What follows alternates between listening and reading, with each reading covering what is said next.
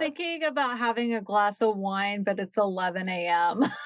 Listen, Melissa, are you looking at somebody who ever judges you? I am never No. going to judge you for having wine at 11. You deserve it.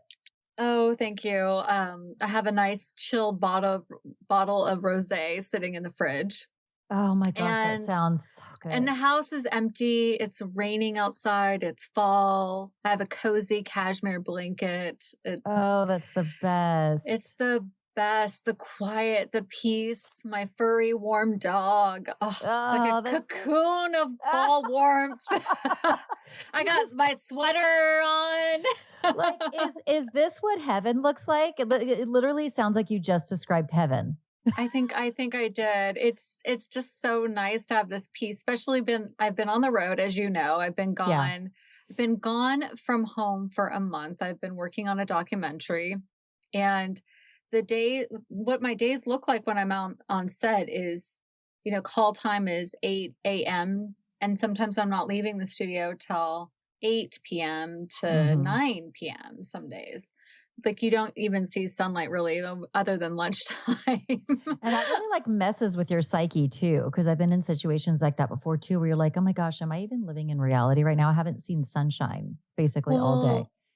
Well, it's good to be home because we have craft services. And so there's like Rice Krispie treats and chocolates and bagels and all carbs. And when you get into this kind of groove of working, it's so easy to just go grab a couple things and eat while you're, looking at monitors and Yeah, you don't have time to think about your health goals.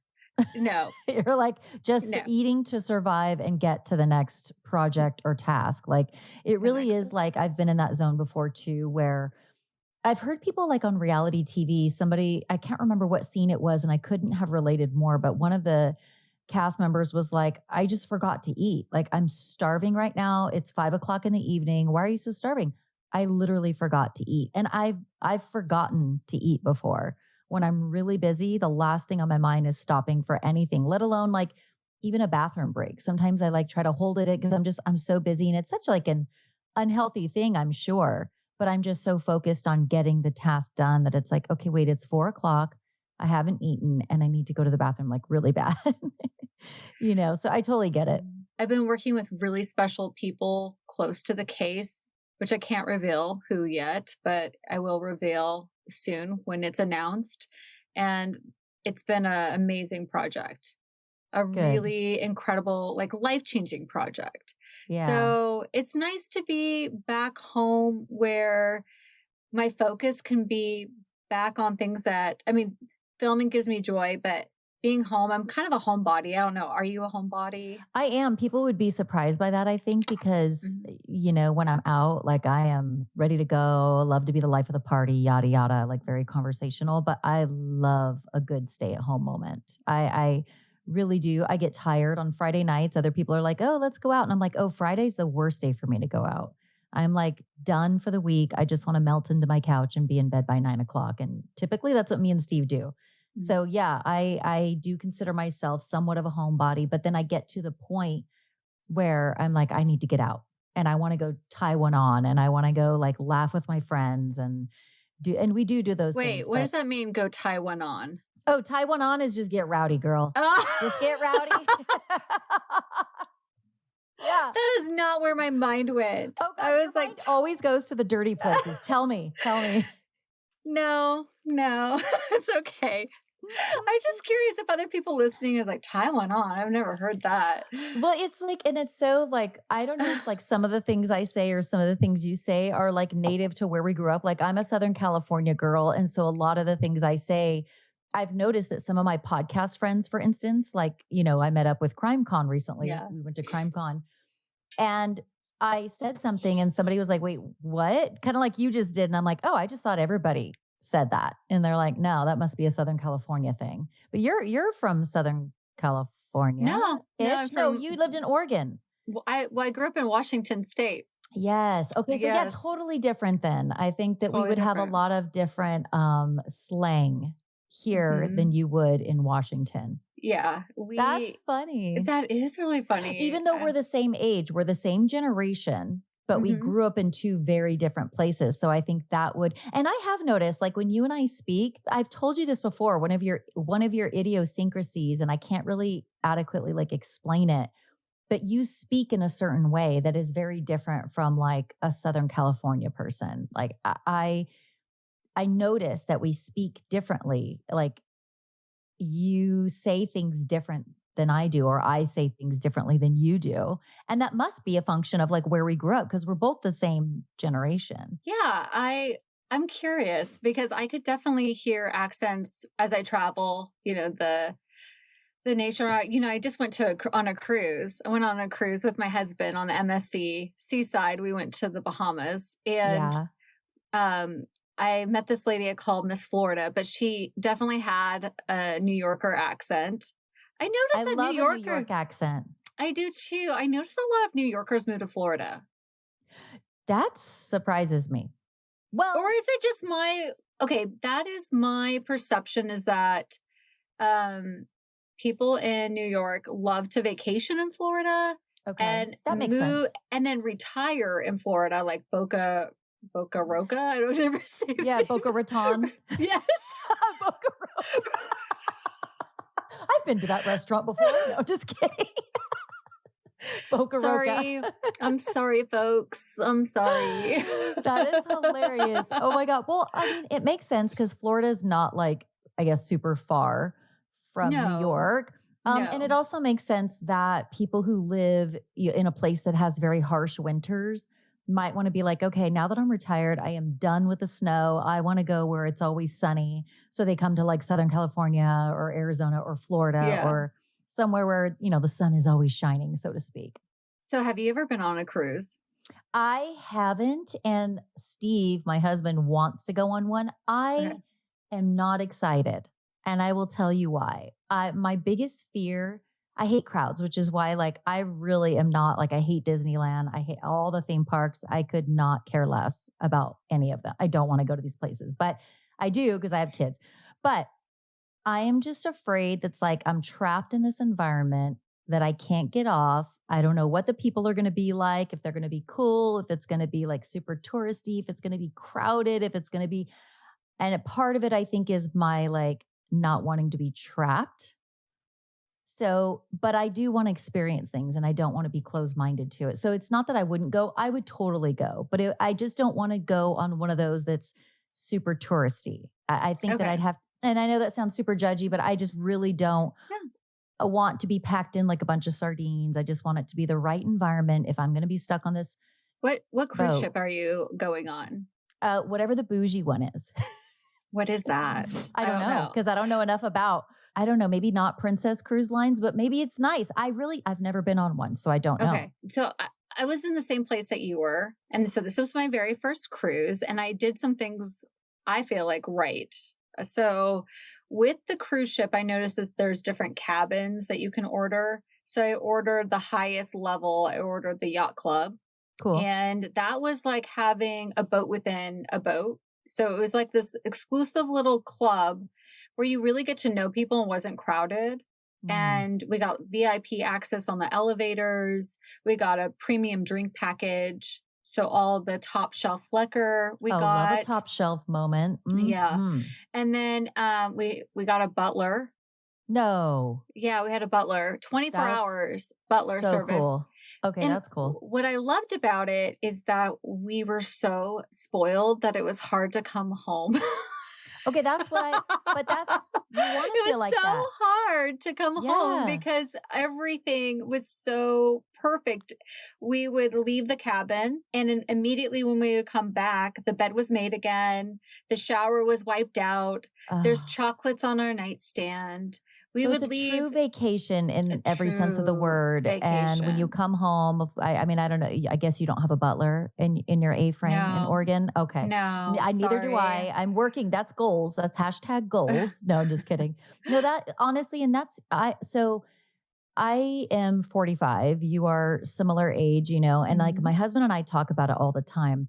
It's been a gradual change from like, let's save as much money as we can, but go on vacation to, I don't want to go on vacation unless we can do it the right way. And that does not mean that we need to take a private jet. It does not mean that we need everything top notch. It just means if I'm going to go on vacation and spend time away from my home, I want to truly enjoy it. And for me at this stage in my life, I only want to go if I can afford to do it the right way. And again, it doesn't have to be, celeb status, all that, because I probably couldn't even afford the things that they do. But I'm just saying, like, it sounds like you did it in a way that, yes, you had to spend more money, but you will have that memory forever. And you needed to unwind from a month long rigorous shoot schedule for this Yeah. documentary.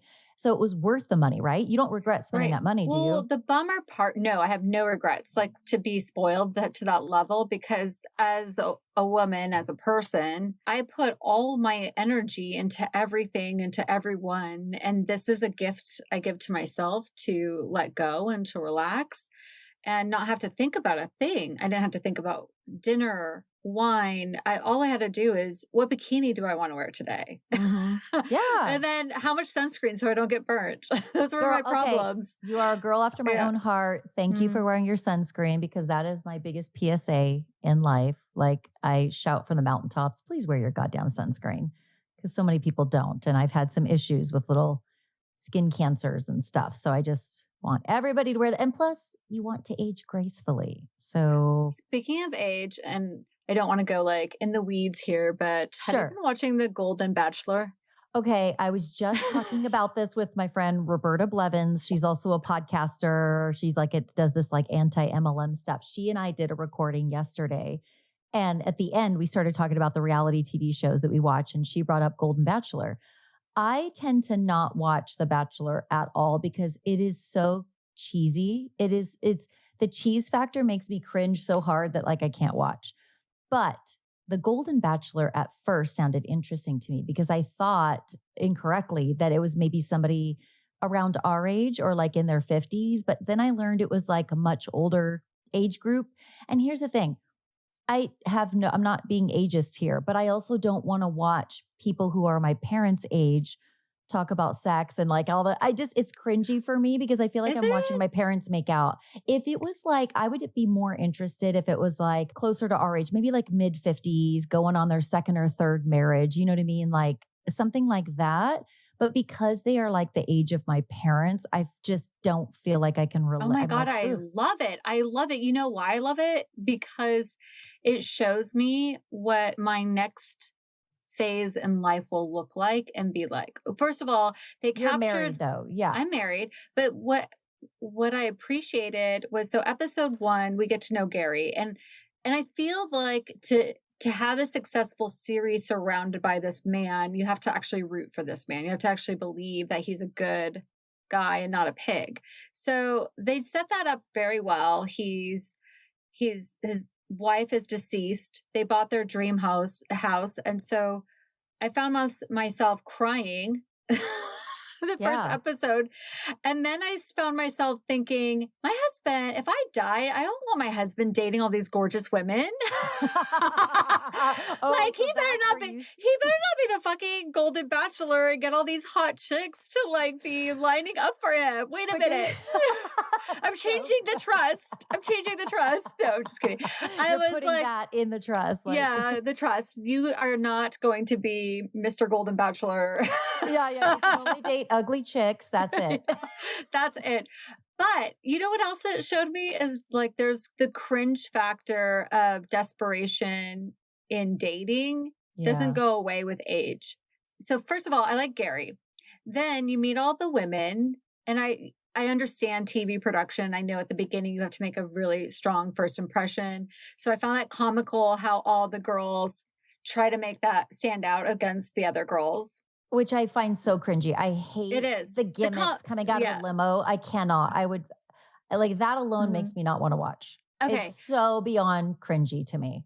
It is Ugh. cringy but comical. So anyway, going forward, they're memorable to you now because you watched it and you remembered them. Because Sure. anybody else in the series that didn't do a little, gimmick or whatever or a little stick, then they're forgettable. And you Yeah. want to get to see their personalities really fast. And so when you know it on a production level, your first goal is to be noteworthy. You want to be memorable. you But like know? these women coming out of the limo with like a Mhm. walker or whatever I saw in like TikTok clips, like, do they have a memorable personality outside of that little Yes. shtick that they did? Okay. They do, but then you have something that you can refer to with another person, like, I could say, the because 'cause you'll forget her name. Yeah. So, the girl that walked out with the walker, or the girl that clucked like a chicken, whose her name is April, Yeah. or, the girl who sang a song, like, you might not remember her name, but you'll remember her as the girl who did the song, or the girl, Yeah. the girl who said "zip Sure. it." Yeah, and like for me, I've watched so much reality TV that Mhm. I'm getting so exhausted with the production of it, truthfully. Like and I even see it in the housewives because when you and I love watching the housewives, like it's just that's how I unwind as I watch like trash TV, right? Because you don't have to think, you don't have to be Mhm. make form any intelligent thoughts. It's just fun. And I can text my friends about it. Oh my God, can you believe what this person did? But it's also like the production of it now as a viewer, we're a lot more keen to these produced moments. And it's so cringy for me to watch because I'm like, oh, it reminds me that it's really not super real. Yes, it is. There are real emotions, real arguments, real real tears. I understand that, but it also has to be produced. And so I think I'm just kind of jaded because I've been watching reality TV so long. So for me to like get excited about a reality TV show, like that kind of stuff just turns me off because I'm like, oh God, can we just get to the meat and potatoes? Do they have to come out of the limo with a walk? Like, but other people like Oh, you, you'd like I be had, so bored. You'd be so bored. If you so I see everything when I'm filming. yeah, I this see is it what you all. do. And this is the amount of boring shit that we cut out. Like we're giving just the highlights and to like save your time. You want to move things along and have a nice Sure. story arc. So nothing's scripted in what they say. But it's all the for follows like this for like a reality series like this. The key is in the casting. But you Hmm. could see, like for example, my kids are starting to see it too. So we were sitting watching The Golden Bachelor, like, Mom, they hose the driveway, like you said. So that Yeah, gives that optical. sure.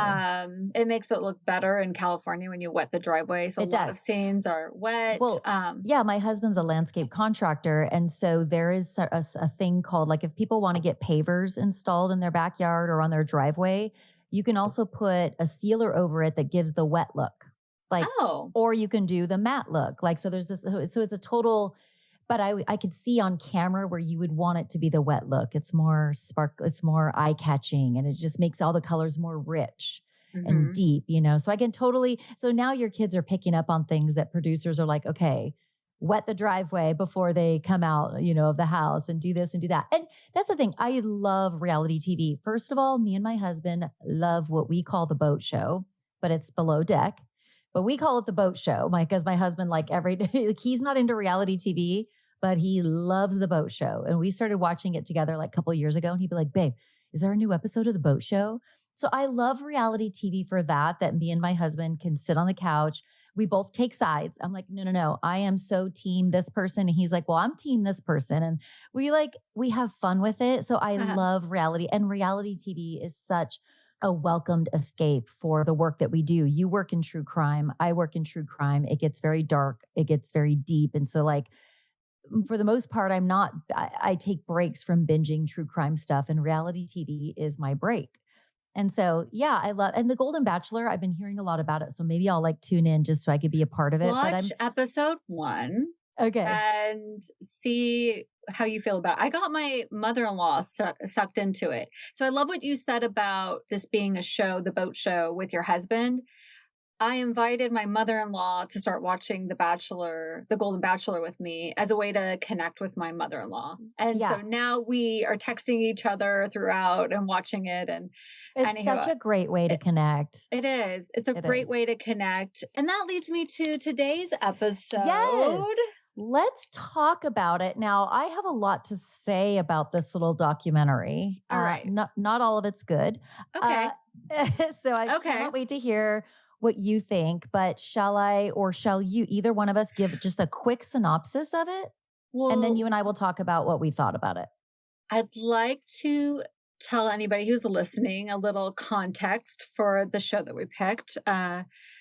As we were just discussing, I've been on the road for a while, and Jami, you run a successful podcast, Murderish, and time sometimes can get away from us. And so I like to connect and watch true crime documentaries, but I never have the time. And so I found this could be a time for this series that we can watch a true crime documentary. And I wanted to pick a documentary that I haven't heard anybody talking about, which Hmm. is Ice Cold.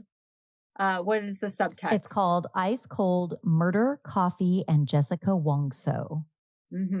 Have you heard anything about this series Zilch. beforehand? Okay. I've heard nothing. All right, listeners, you probably haven't heard anything, or maybe you have heard something about this case, but I haven't even heard prior to this documentary. I didn't even hear about the case that it discusses No, and it's interesting because they, being like in the documentary, they describe it as being like the trial of the century and they compare it to OJ Simpson, which right off of the course bat.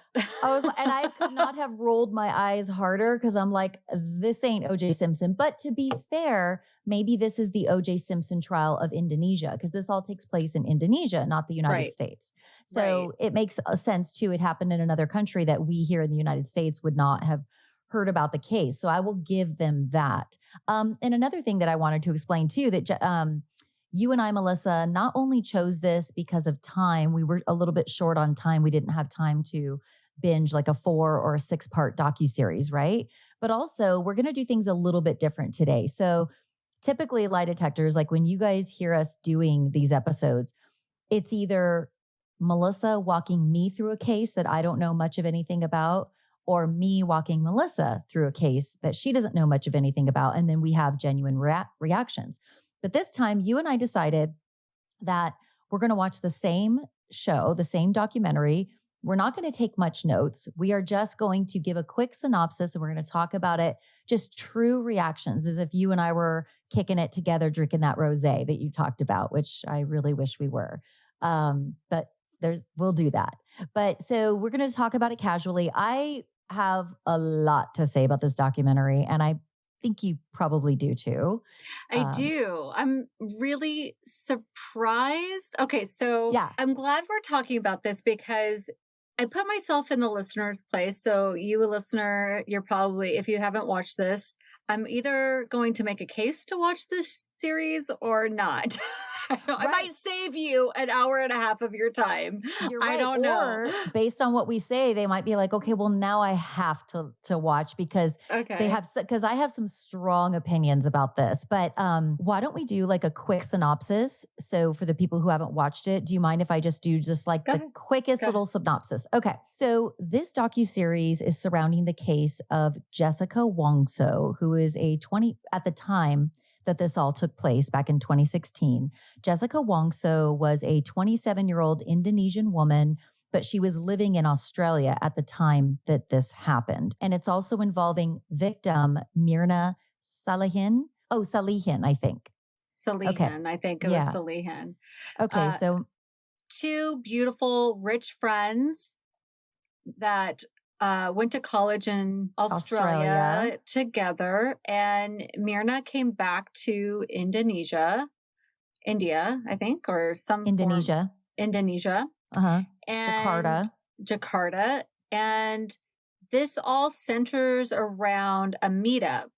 After college, Mirna gets married, and they're meeting at this very chic, Instagram trendy cafe that serves coffee and beer. Yeah, so the cafe is called Olivier or Olivier. I'm not sure how you pronounce Yeah. it, but I guess it's a very trendy, like Melissa said, like an Instagram worthy moment cafe. And Mirna was very into coffee. They interview her twin sister, and she says, "Oh, my sister loved coffee." So as Melissa said, these two women, Jessica and Mirna, and by the way, Mirna was also the same age, 27 years old at the time of her death. They're both from Indonesia. They both went to Australia for college, but Mirna came back and got married just weeks before her death. Jessica ended up staying in Australia. However, Jessica was on holiday in January of 2016 when she came back to Indonesia and made plans to meet with her friend Mirna and another friend at this trendy cafe, Olivier. I'm going to call it Olivier, but Yeah, it could be Olivier. Olivier. And then what was noteworthy to me is that you have to present yourself in a certain way at this cafe. They actually had rules. that About you the way have you to looked, Mhm. dressed. Gucci, Prada, Louis Vuitton. One thing that I noticed is that there's a lot of video footage that they use for this documentary, and there's a pivotal moment that you see a Hermes bag Yeah. and that it gets moved as she's as okay, let me backtrack. I don't want to get ahead. All right, Yeah. let's go back. Right. So the women, these three women, Mirna, Jessica, and another friend, they make plans to meet at this exclusive cafe where you have to like dress a certain way. There was a lot of like designer, clothing. And these two women had money, Mirna and Jessica. So what happens is in January of 2016, Jessica arrives at the cafe first and she's caught on CCTV footage. However, soon after she arrives, she leaves. She comes back shortly after, and the CCTV footage picks her up again. But now she has bags, several bags in her hand, like shopping bags, I would say. Then you see on CCTV footage Jessica is walking around the cafe, kind of like surveying it. Like it looks like she's like, oh, maybe we're going to sit here. Let me go to this area. Oh, maybe we should sit here. So she's kind of surveying it. She finally, chooses a place to sit. I don't know if it's a booth or a table or what. Jessica sits down and you see her on the CCTV footage. She places her bags on the table and that will come into play later. And then she orders all the drinks for the girls. Specifically, she orders her friend Mirna's favorite drink, which was Vietnamese coffee.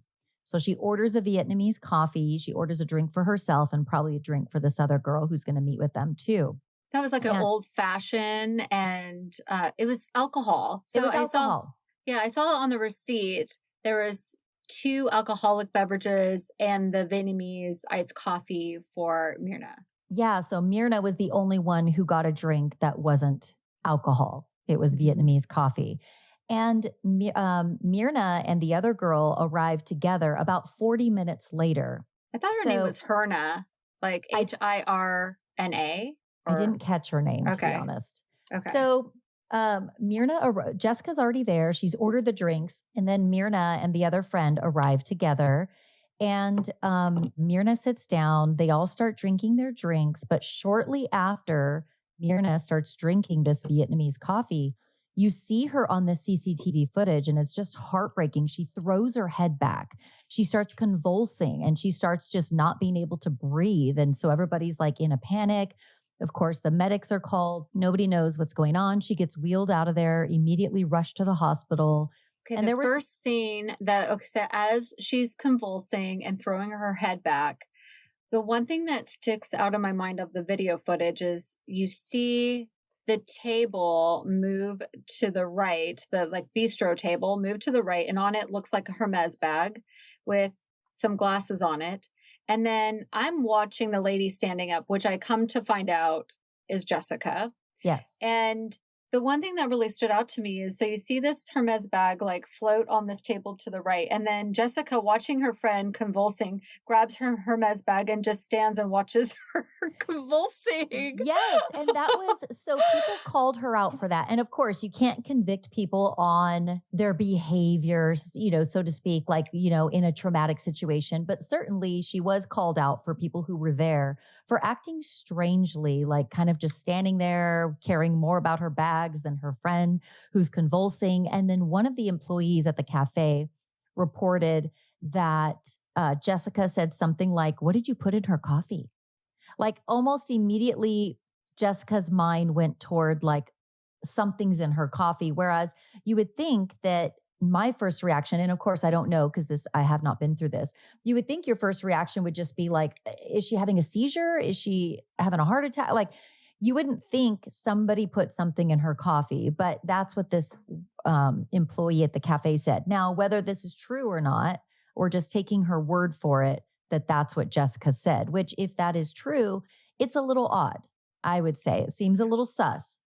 Well, what I thought about first is whenever somebody acts weird or oddly calm in a traumatic or crisis situation, is I remember interviewing a woman that was a survivor of the Washington, D.C. sniper case, where she was shot not point blank, but from a distance from a sniper from why can't I think of his name? Muhammad. Yes, the two Yeah, the who were together. two. Yeah, I don't know why I'm blanking on their names right now. But so this woman, I was interviewing her. She was shot by one of the DC snipers.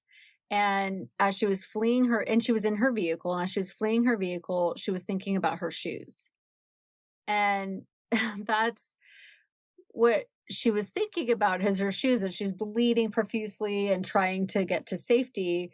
And she told me it's really remarkable what your brain thinks about when you're in these moments. And so Yeah.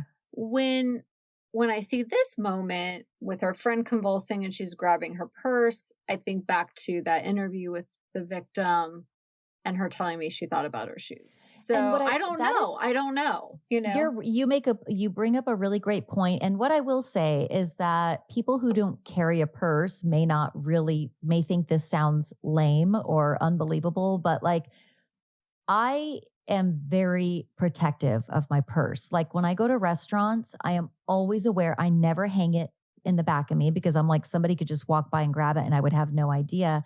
My purse is either on the chair next to me, scooted in so that somebody can't easily come and grab it, or it's on my lap, or it's strapped to me. Like I am very, very, very protective and always aware of where my purse is. That's just We are me. opposites. We are opposites. I actually leave my purse in my seat as I go to the bathroom on an airplane.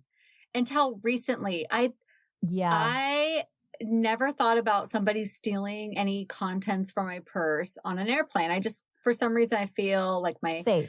yeah, I feel safe that I don't know why. And so I would always just leave, go to the bathroom, come back. Plus, I don't, it's such a smart, like small compartment a bathroom is on an airplane. Yeah, I it's hard never to bring your want, purse in I don't there. want my purse in there touching all the surfaces. So I just leave it tucked away in the pocket.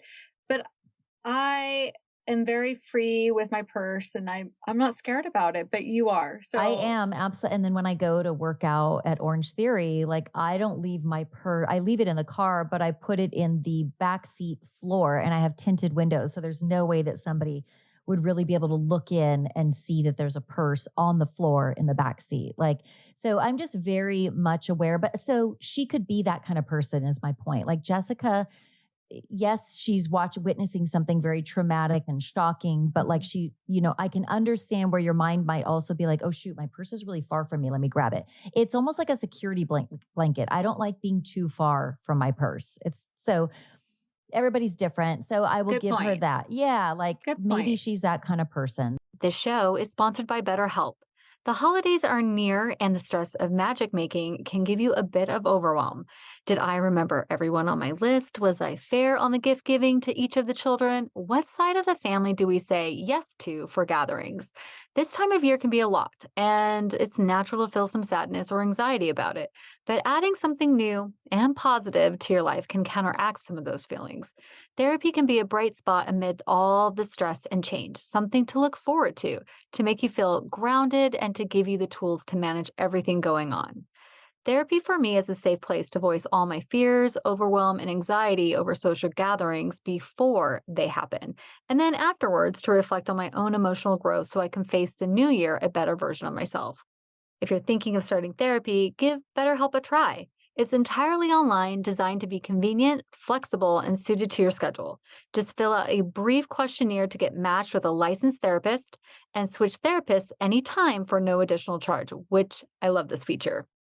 Find your bright spot this season with BetterHelp. Visit betterhelp.com/LL today to get 10% off your first month. That's BetterHelp, HELP.com/LL. So really, as watching the documentary from there, unfortunately, Mirna does pass away at the hospital, and everybody starts to kind of zero in on the friend, Jessica, especially Mirna's father. He feels very Well, the strongly. first person that they interview is Mira's father, who is quite a character Oh, right he from the is. get-go. So he shows up, and you could hear the producer, the British interviewer. I think he's British, or is he Australian? I don't remember his accent right now, Okay. actually. So the first interview is with the victim's father, and the one of the first questions the interviewer asks is like, about his gun. Yeah. This guy. Mirna's father likes to tell, he's the toughest guy on earth. I just ask him, he'll Oh, tell you. God has blessed him with extraordinary strength. Yeah, he says, I'm 70 something and I can still do 100 push-ups. I got a gun. Look at me shoot. And then it shows him shooting his gun. Like, so he's a real, Yeah. he likes to Is tell that you? everybody Is how, that your doggies? that's my Oh. baby. That's Shadow, the big one. He becomes kind of a character through this. I was not expecting his character to come into focus as much as it did over the course of the interviews and of course of the documentary. I found, working in the documentary space, I found that he was unique right from the get-go because he was talking about his strength and his ability to be a protector, which I thought maybe was hyper-focused because his daughter was killed or died. We don't know if she was murdered or died naturally. Sure. They're making the case right off the get-go that she was murdered. And he's an interesting character. Yeah, so he right off the bat suspects Jessica, Mirna's good friend. He suspects that she may have put something in, the coffee. And so the suspicion falls on Jessica pretty quickly. And then the case unfolds from there. And Jessica does, in fact, go on trial in an Indonesian court a few months later after her friend died. But the interesting thing was before they got to trial, Mirna's body was sent, for examination. And the parents apparently her parents would not approve a full autopsy. And I can understand, like, yes, a full autopsy would have been nice from a justice standpoint and from an answer standpoint, because I think that's really the only way that we could really ever know for sure what killed her. But they wouldn't approve that. And I can understand that as a parent, because unfortunately, not to get gory, but the body has to be opened up, for lack of a better term, in all different areas. And so they have to mutilate the body, again, for lack of a better term. And so no parent wants to visualize their dead child going through that. So I think that may have been a cultural reason. aspect. There was a cultural aspect as well, a part of this. But at the beginning of the documentary, the police say you need to do an autopsy or you're not going to know who killed your daughter. And the father consents. You don't see the mother anywhere in this documentary, by the way. No, just the father and the sister. Yeah, of father the and victim. sister. Yeah. And which now watching it all the way through, I know why. Oh, why the mother wasn't? Yeah. Oh, I don't know. Did you catch that at the end where he says he's at her? The women. God. At the end of the documentary. They just fly right past it too. They just let that just float there. I don't know. So there's a scene where he's at the funeral. I mean, not at the funeral. Sorry. There's a scene where he's at the gravesite and he's saying, I'm a bad guy too. I've changed so many women. I keep changing women is what he said. Or I thought he said, I've been with so many women. I thought he said he keeps changing women. Either way, he's saying he's had a lot of entanglements with women, it sounds like. Which, okay, I don't know, that doesn't necessarily make you a bad guy. What did you do with these women? I don't know. He doesn't elaborate. So no, but he kind of becomes a little bit of a dick, I think, towards the end of the doc. But I didn't like him as much toward the end, and I didn't find him as believable toward the end. But that's just, who knows. But so basically, let's go back to when we liked him. Let's go back to the beginning when we like him as a character. Well, I don't even know. Did you like him at the beginning, or did you think he was a little egotistical with his gun-toting? He was a little much for me. Though, everybody has certain personalities that kind of grate on your nerves a little bit more than others. And I would say that any person who has to tell you multiple times how cool they are, how tough they are, how smart they are, how rich they are, that turns me off so bad. That is one of my biggest pet peeves when somebody, and I always tell my kids, I'm be humble, because there is always, if you're the best looking person in the room, everybody else is already going to know it. You don't need to tell them, hey, look how good looking I am. If you're the richest person in the room, chances are everybody's going to know it. You don't need to tell them. So it grates on my nerves when somebody has to tell you how great they are. And so he was like that. He wanted us to know how tough he was, how badass he was, and how, this and that. But listen, I had empathy for him because he lost his daughter, and that made me really sad for him. And of course, as a parent, I can understand, that I can't understand, but I can understand that he would be absolutely distraught and want to fight for justice until his dying day. So that's what I thought of him. So he thinks that Jessica did it. And so then that's when sort of everything happens. And then Mirna, her body is sent for processing, but apparently she couldn't get a full autopsy because the parents wouldn't consent to it. So all they ended up doing was taking like some small samples from her stomach Yeah, it to was kind test of for like vague. cyanide, right? Right. It was Okay. vague, that whole situation. So the next person that gets interviewed is the twin sister Sandy, who Yeah. I find to be stunning and eloquent. She talks about a dream that she has with her sister the day of the burial, where she dreams of her sister being in her wedding dress with a sad face.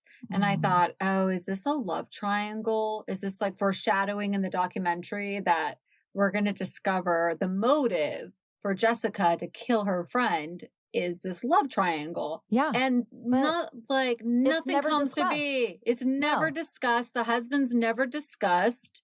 But the shenanigans that go on are In court. disturbing, Very. and it goes downhill from here. So go ahead. Let's go to Let's the talk next about big. that. So Yeah. let's talk about the fact that Jessica does end up going on trial, and the justice system in Indonesia looks very different than the US. So, for example, there were like several public prosecutors who try the A case. team. It looked A like 6 or team, 7. yeah, whereas there's only one defense attorney. And then there's an assembly of 3 judges, no jury, who are going to decide the case. And the shenanigans, meaning like the outbursts of emotion, and the defendant, she's getting grilled on the witness stand, which also looks Wait, there's different no witness stand. It's a chair in front of in the middle of the room.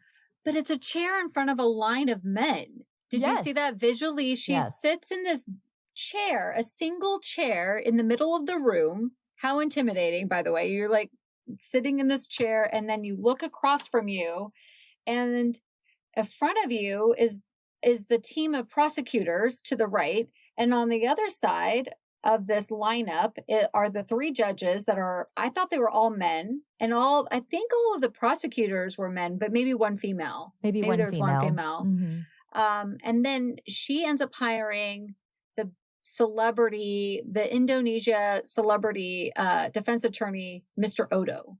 And he's Yeah, really flashy guy, a real character. I come to like him. Yeah, I did really come to too. like him. And he sits on the right, but he's far away from her. Like he's not sheltering her in any way. She's completely isolated, sitting solo in this chair in the middle of a room. Yeah, and the defendant, Jessica, when, trial is over for the day, or maybe they're on a lunch break, she's able to get up and go talk and shake hands with people in the gallery. Like, I've sat on a jury, and that does not happen. Like, the defendant, when we break for lunch, the defendant is escorted out of the courtroom back to wherever he's going to go. Like, he's not chilling out and talking and shaking hands with people in the gallery at all. So this documentary also shows a woman journalist, and I didn't write her name down, but the journalist, she gets a handwritten note from Jessica, the defendant, saying, "I like your wardrobe." And so she writes back, "We're both Libras." It says, to Jessica. Can I interview you? And it's like this weird, it's like, why is Jessica she's fighting for her life. She's on trial for her life, and she's writing a note to a journalist saying, "I like your wardrobe." So that's weird. Like, it's weird. So it's suffice it to say, if you go on trial in Indonesia, it's going to look very different than it does here in the US. So she goes on trial, and it's like, okay, what I will say is that this case that the prosecution put on is literally built on circumstantial evidence, which, again, you can try a murder case on circumstantial evidence. In fact, I would argue most are. So that's not really the problem.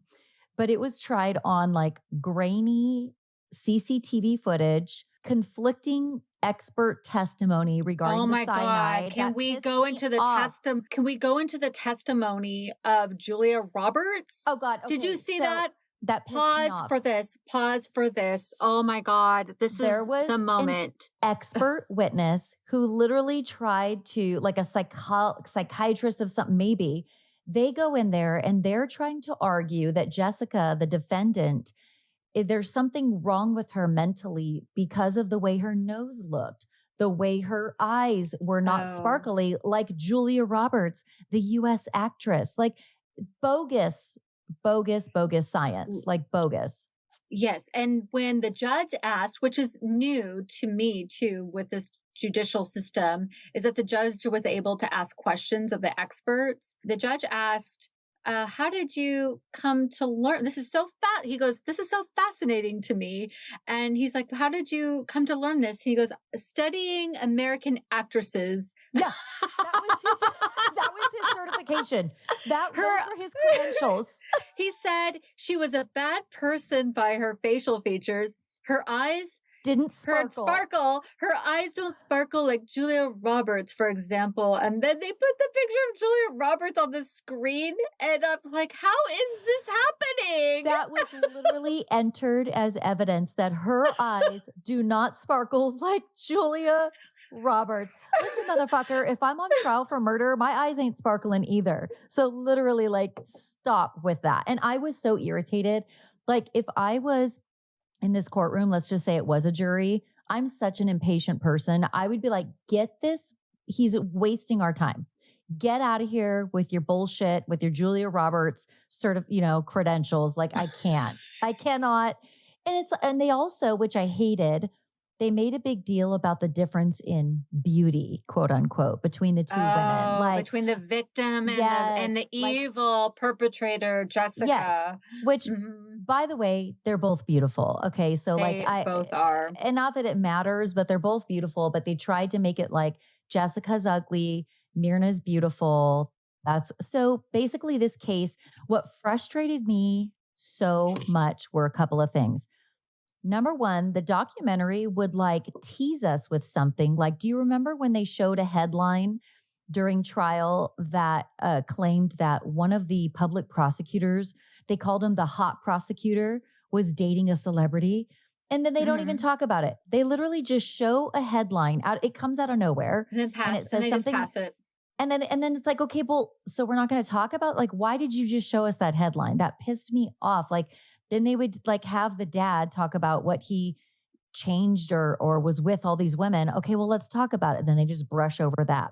That pissed me off. But also what pissed me off about this is like my screaming questions are, why were there no digital forensics done on her computer and her cell phone? Like, did she search for cyanide? Because that's basically the crux of this case. The prosecution is arguing that Jessica put the cyanide in Mirna's Vietnamese coffee, and then she drank it and she immediately started convulsing and she died, which I think is a plausible thing. Like it looks like, based on the CCTV footage, right, that could have happened, but they did not build any kind of case from there. So like, aren't you going to corroborate it by doing digital forensics on her laptop? And what was she Googling during that time leading up to it? And also, like, where are the friends from their friend circle to come and testify about anything Jessica might have said about Mirna in the days and weeks leading up? Like, was Jessica particularly mad at Mirna for anything? Was there a love triangle?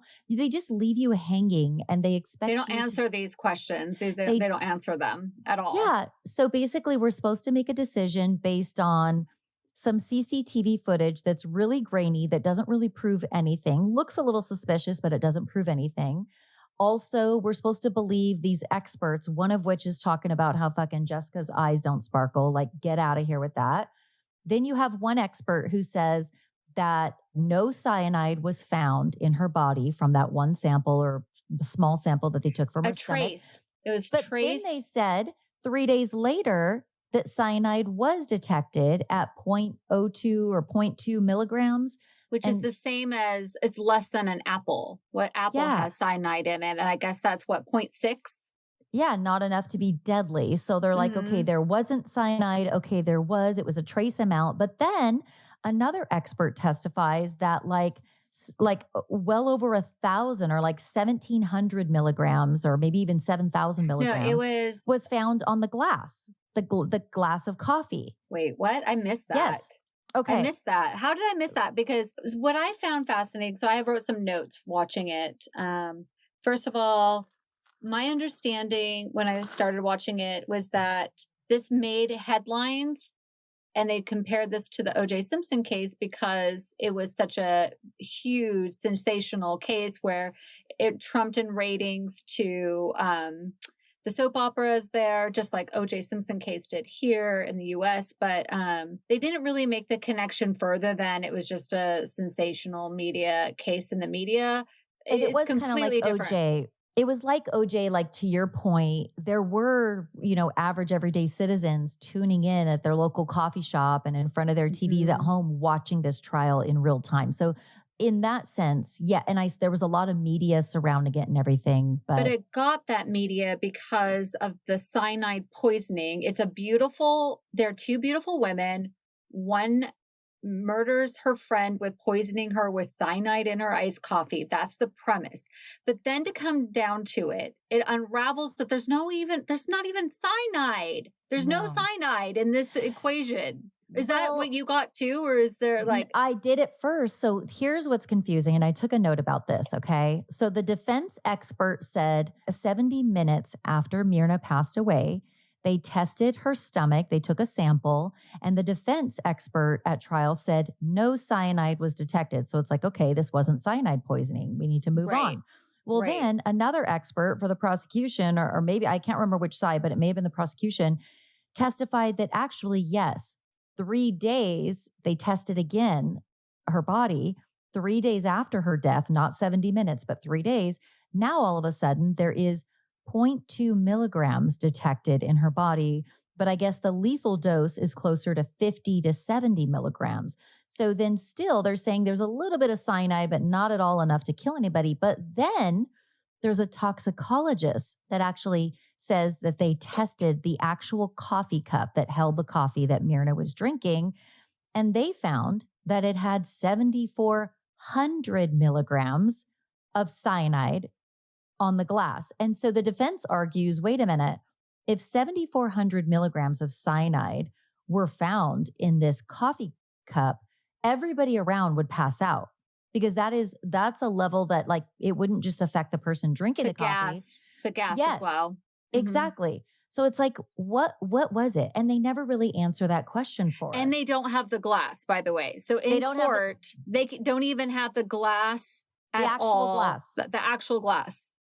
It's gone. It's missing. They literally, it reminds me of JonBenet Ramsey's case is probably the reason, unfortunately, that it will never be solved is that law enforcement botched this case from the get-go so badly. And it seems like in Mirna's case, several people in positions of authority also botched, this case and just didn't do things that should have been done so that we could get actual final answers.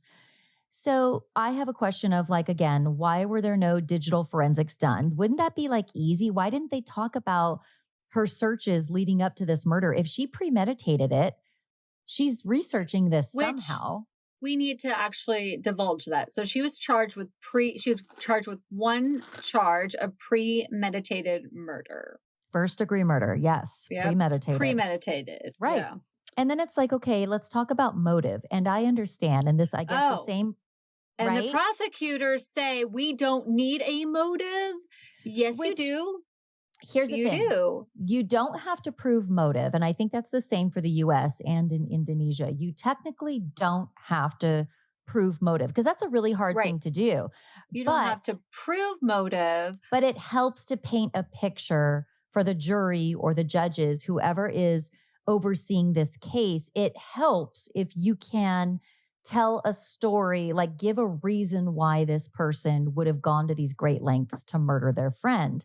So the only motive that was given by the prosecution so stupid was that apparently here you have beautiful, and I'm saying this in quotes, beautiful Mirna. She's married. She's living her dream life. And then you have homely. And again, I'm not saying she's homely, but this is the way they Not in painted her. any way. Not in any Jessica, way. right. She was beautiful, but people are painting her as this like the ugly duckling friend who doesn't have the life that her friend has. And apparently the prosecution is saying the motive for Jessica to kill Mirna is that apparently Mirna had scolded her, Jessica, and said, "You're dating this guy. You shouldn't be dating him. He's bad for you."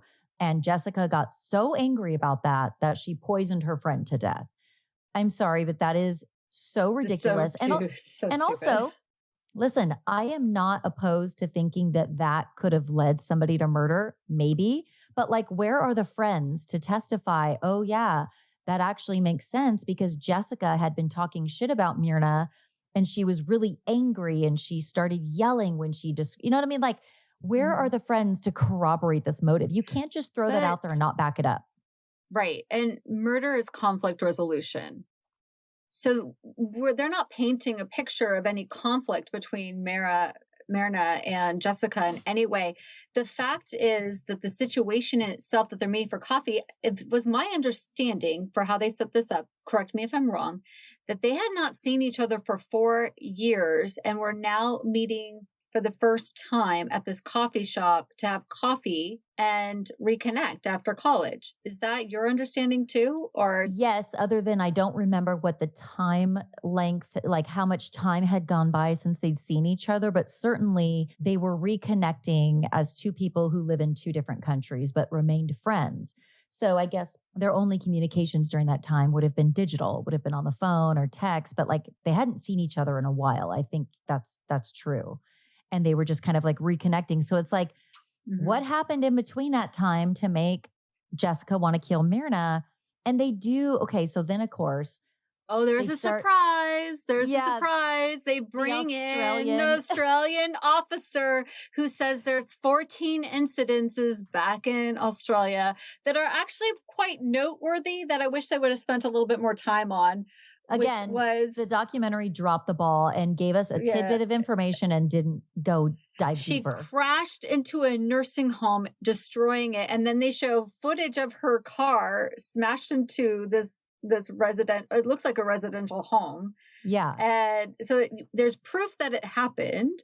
And then they show there an incident that she had sent text to her ex-boyfriend saying she wanted to kill herself. They didn't go through all of the 14 incidences, but the other incident was she wanted to kill her boss.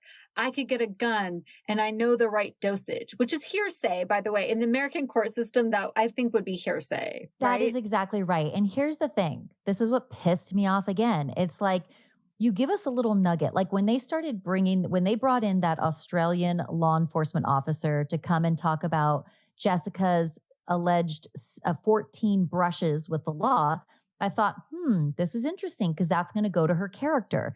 If they can show me 14 incidences where she acted violently or committed a crime or something like, but they didn't. All they said was that she was suicidal at one point, which that doesn't mean that you're going to go kill someone.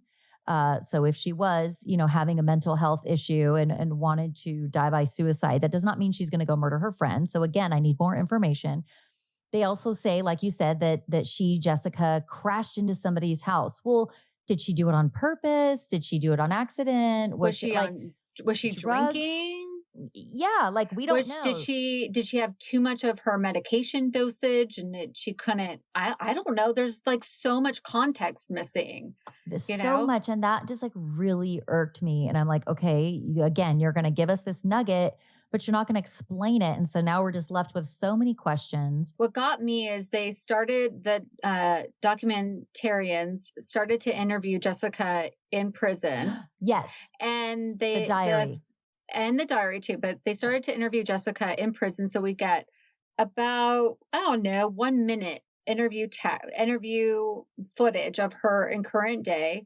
And then the prison shuts it down. And then we're told that this is abnormal for the authorities to shut down an interview because terrorists even get interviews in prison. So that I found kind of interesting is like, why shut this conversation? And they say this interview is going too deep or something like that. Yeah, like why? Yeah, like to your point, why is it that Jessica, who let's just say she was convicted, of first-degree murder, and she was sentenced to 20 years in prison. And I guess as of today, she served about 7 years of her 20-year sentence. So she is currently in prison for the murder of her friend in Indonesia.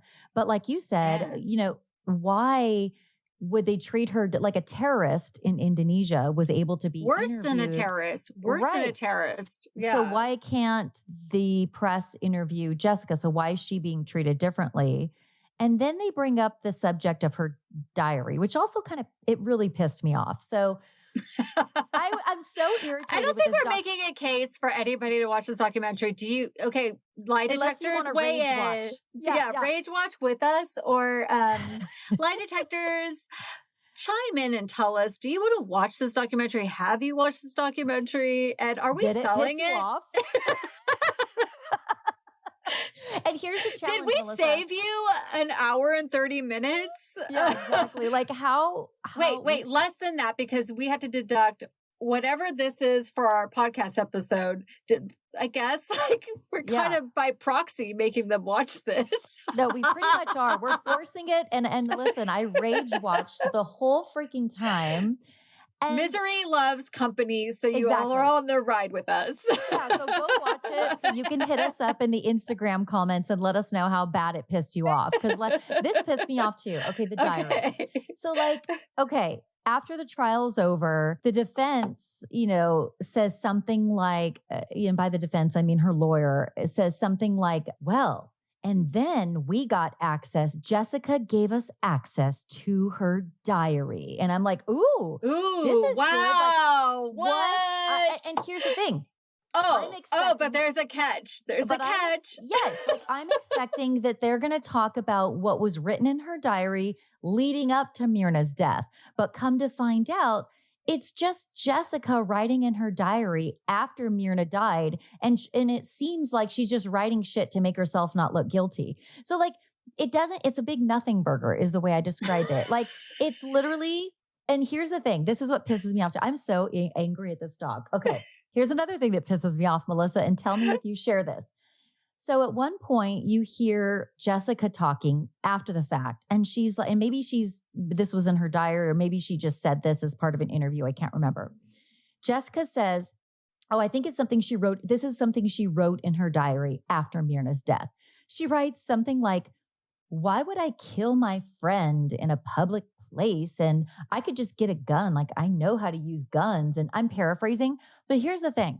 When somebody said, if your defense for not killing somebody is, well, why would I do that? I'm sorry. That is not a good defense.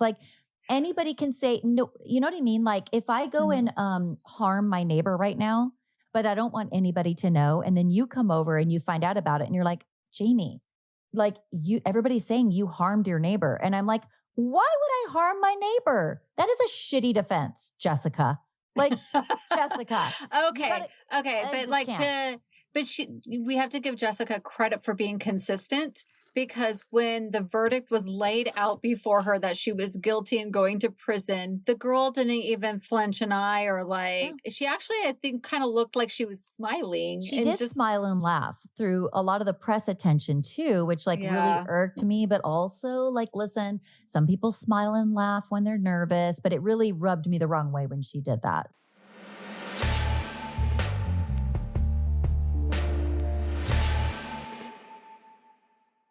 Here's the real challenge, Melissa, which I don't know if you're ready, to kind of tie this thing all together, but I want to know, and I'll give my opinion too, based on everything you watched. Do you think she did it?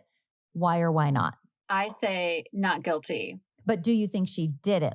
She may have not gotten a fair trial, but do you think if you were to put money on it that she did it?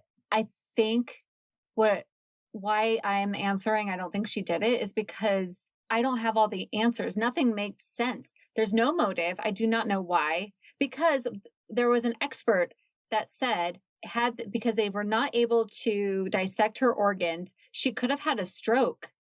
What we witnessed might not have been cyanide poisoning, but actually a medical issue. And I have a lot of doubts that there's cyanide poisoning involved here, for A, and that B, that this could have been a stroke.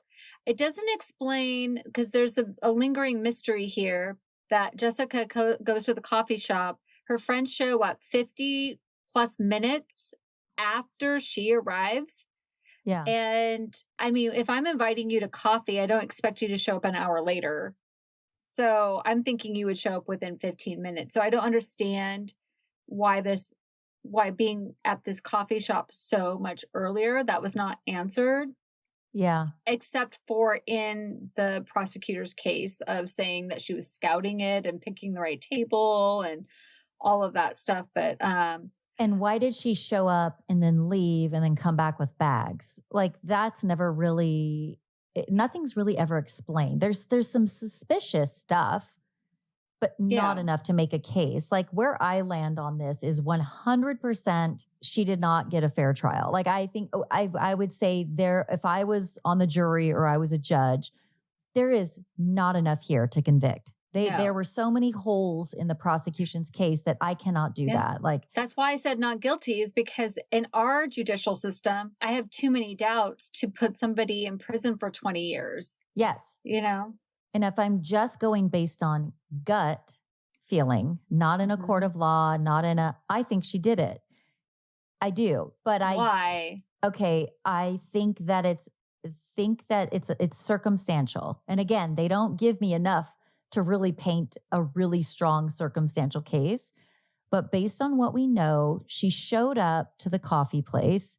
Then she I have leaves. the timeline right up here. I've made a little note. Yeah, it was like in the afternoon. Yeah, it was actually in the more like evening. It was so it was in 2016, 3:30 p.m. Jessica arrives at the cafe and leaves after 2 minutes. So we don't know if there was a text exchange saying like, say, I'm like, we're still an hour away. We don't know. And then that. Jessica's like, okay, I'll go shopping while to burn you guys. Time. Exactly. She comes back with shopping bags. We don't know. The documentary does not explain those 2 minutes. First of all, 2 minutes to go shopping and get bags. Wait a minute. How does she get shopping bags in 2 minutes? Well, I don't think it was 2 minutes. I think it was a little bit longer. Oh, sorry. No, you're right. So 3:30 p.m. Jessica arrives and leaves after 2 minutes. 4:14. So that puts us at what, like 45 minutes later. She arrives back with shopping bags. 4:18. Jessica orders drinks. She orders the Vietnamese iced coffee. And at 4:24, coffee is served to Jessica sitting alone. And Jessica, we do know Jessica texts Mira, I've already ordered. Yes. Then 52 minutes later, Mirna arrives with a friend. I think it's Harney or Haney. And then at 5:18, so the ice is probably melted at this point in her iced coffee. For sure. Mira drinks the coffee. She starts convulsing and has trouble breathing. So the fact that she drinks it and then this happens, but we don't know anything about Mirna's day. About her health or her day. So it's all circumstantial. So I think that if you put together the fact that Jessica arrives at the coffee shop, she leaves 2 minutes later, she comes back 45 minutes later with bags now in her hand, then she orders the drinks ahead of time. She sort of surveys the restaurant. Then you have her sit down. She doesn't put her bags in the chair or the booth space next to her. She places them all on the table, which I thought was odd. And again, this doesn't make a case for murder, but if I go to a restaurant and there's a table, the last thing I'm going to do is crowd that table with a bunch of my shopping bags. Like I'm going to try and get them out of the way. So the prosecution is saying she placed those bags there on purpose so she could hide the coffee so that she could pour the poison or whatever it was she did into the coffee cup. And I think that makes sense. And then the fact that it's very, very odd that as right after she starts drinking this coffee, Mirna, she goes into convulsions and stuff like that. And I think if I were to do a little research, but based on just what I think I know, her symptoms, like her not being able to breathe and her convulsing is consistent, I believe, don't quote me on this, with cyanide poisoning. What would happen to the body with a cyanide poisoning. But then after that, I can't build a case anymore because I have so many questions. So that's why I'm saying, if I were a jury member or a judge, there's no way I would convict this woman on this. There's no way I would convict Jessica on the evidence that was presented. But if you're asking me if we're just two gals talking casually about a case, if I had to put money on it based on my gut instinct of what we know and what we don't know, I think there's a decent chance that she did do it. I don't know why. I don't know. There's so many questions. Well, but it makes me want to Google the case and just see what else I could find other than this documentary. However, I feel a little I feel unsettled that this young lady is sitting in a prison when I don't think she should be in prison. I don't think she should be. Build a case for that. They didn't build a case for that.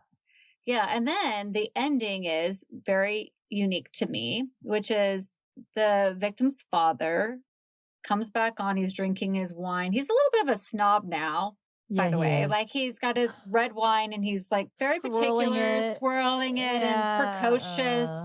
Yeah, I found him precocious. And then he says, there was a happy ending. First of all, there's no fucking happy endings in criminal courts. Oh, he goes, I won. I won. And I hated that. Oh, I hated that. Oh, that just made my skin crawl. Me too. And here's the thing, Melissa. And he said, I got the guilty verdict. Did you catch that? He said, I got it. I won. I convicted. I found her guilty. Like, which I think taking all the credit. Yes, which I think tells you a lot. And I am no expert. I am not a psychologist. but here's my gut on that as well. He is an extremely self-centered person, and he made it all about him. And he literally, it seemed like he didn't care that he got justice for his daughter. And again, these are my words, not his. He cared more that he won. He wanted to win, and he won. And I hated everything about that. And he also didn't show a lot of emotion during this thing, or any at all. And here's the thing. He just bragged about how everybody wanted to pose with pictures with him. Yes. So that rubbed me the wrong way as well. And it really grossed me out. It gave me the ick. And when he said, I won, I got the conviction, dude, calm down, down. And he wanted to make clear throughout the documentary, I did my own investigation. I had to investigate this thing. So he's taking credit for everything. So to me, he does seem like he rubs me the wrong way. I have a lot of empathy for his loss. Don't get me wrong, as a parent. And Same. I can never, But as far as me, he's too much for me. He is too much. I feel like he's gloating. He goes to the prison to see Jessica, and Jessica's refusing to see him. And he takes that as a sign of her guilt, because if she was innocent, she would be crying and begging and pleading. And she was like, I don't want to see this dude. I don't want to see this man. But the cliffhanger that we can't tell, in case people do want to watch this, the only thing that I think is interesting is at the very end, they have a narrator reading some lines from her diary. Yeah. And Jessica explains it all to us, what really happened. Oh, wait. Did I miss that? Maybe you did. How did I? It's at the very end. She explains it. The diary that she wrote after everything. They use a narrator, a woman's voice, to read her diary entry. And she explains the shopping bag. She explains what happened that day. She explains everything at the very end. Well, I think I remember, but I don't think I took it as like an explanation. Maybe I'm missing something, but she hit every beat of what was against her, of what happened that day. Okay. At the end. I don't remember it making an impact on how I felt about the case. Like, I feel like it was all just kind of like, well, why would I do that? And if I was going to do it, I would get like, I don't think that maybe I'm missing something, but like, did she give a good answer? Did she give a good answer? Well, I don't want to answer in case somebody wants to watch it. I mean, I'm confused because I don't remember ever feeling like she made a good case for She explains the shopping bags. She explained why she placed the shopping bags where she did. She explained, maybe I put too much meaning into it. Okay, well, I'm having doubts now about how I watched it. Yeah. Like I didn't. When I heard her I didn't say these things, I dismissed it. I was like, no, that doesn't give me anything to go on. Like, it didn't sound convincing that like to me, it didn't sound like an explanation for that was strong enough to go, oh yeah, that's why she didn't do it, because now she's explained it and now that makes sense. Like for me, it seemed kind of like a nothing burger again. But now I'm Okay. going to go rewatch it and see if I put any weight What to if what I she said. disappoint you? I made it to be something special and it's not. Well, maybe it is, but and everybody, that's what's so interesting is that you and I, if we were sitting on the jury, that's what's so interesting about juries is my brain processes things differently from the way your brain is going to critically think about something. And neither one of us can say we're correct because it's just a judgment call. Like it's just, this is how I'm processing it. That's how you're processing it. I think I remember thinking like, yeah, kind of like everything she wrote in her diary just seemed like a nothing burger. Like, okay, you still could have done this. Like, that's how I took it. Like, you're not really making a good case for your explanations, still kind of place you as being a suspect. Isn't this terrifying though? That is what I did walk away with. It's terrifying to me to ever be accused of any crime because it's such a gamble on Yes. proving your innocence. If Ugh. if you even could, because people's biases and prejudices would be either in your favor or against you. And You're it's right. so uncontrollable. I think that's what scares me and why we even are doing this podcast is I think to even explore as a female, what are those extra biases? Because I felt that she was vilified by her looks as a female. I don't know if a man would have been that way. No, I agree with you on that. Absolutely. But there's I don't also think it would have cultural, been. it could have been culturally different in this aspect. I don't know. But what I did think about is not the OJ Simpson case in relation to this. I thought about the Jodi Arias case. And the reason why I thought about that is because Jessica showed up to court every day in a white blouse, just like Jodi Arias did. And I found Jodi to be beautiful. I found Jessica to be beautiful. I found Jodi's behavior in court to be odd. I found Jessica's behavior to be odd. So if I was to make any kind of, similarity or comparison to a case here in the U.S., I would say it was Jodi Arias and not the O.J. Simpson case. I would agree with you because I think the only thing that was like OJ-esque about it was the fact that everybody was watching it in real time, almost like it was a sport, like the Super Bowl that we all can like come together on. And then like if you're waiting at a coffee shop for your coffee, you could be like, oh my God, what do you think about this OJ Simpson trial? Like everybody was watching. So it was just something that brought the world together. And maybe this case did that in Indonesia, but I hear you. And I tend to agree with you that it has more similarities to the Jodi Arias case, other than the fact that like Amanda Knox, or even at, like, and you make a good point that women's looks come up so often. Look how bad they tore Marcia Clark apart in the OJ Simpson trial. That makes me angry to this day, what she went through.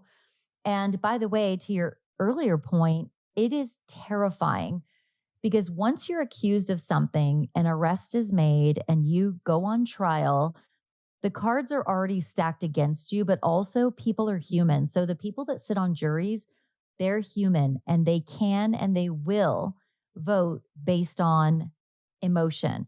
Judges are human. And I don't care what you say. Nobody can tell me that every single judge in the entire world is just this unbiased, by the book. No, they're human and they make mistakes too. And they have biases and they have, they have prejudices. They have that, and law enforcement officers, lawyers, like politicians, everybody is human. And that's why it's terrifying to me, because it's not a perfect system at all. Because how could it be? Because humans are imperfect, but humans are deciding on your fate.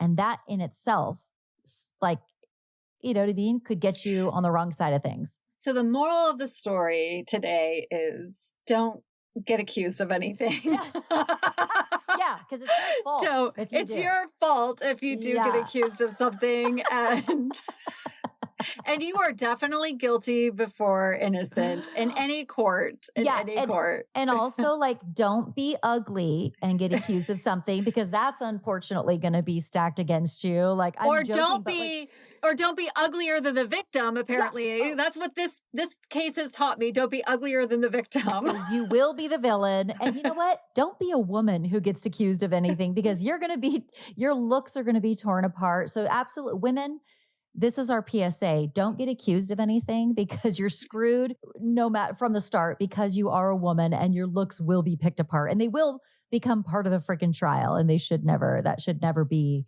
evidence of anything. But yeah, it happens all the time. And I always go back to how like Marcia Clark was treated and how her haircut and everything was picked apart. And the media sucked during that time. I'm sorry, the media sucks a lot anyway. Sometimes not.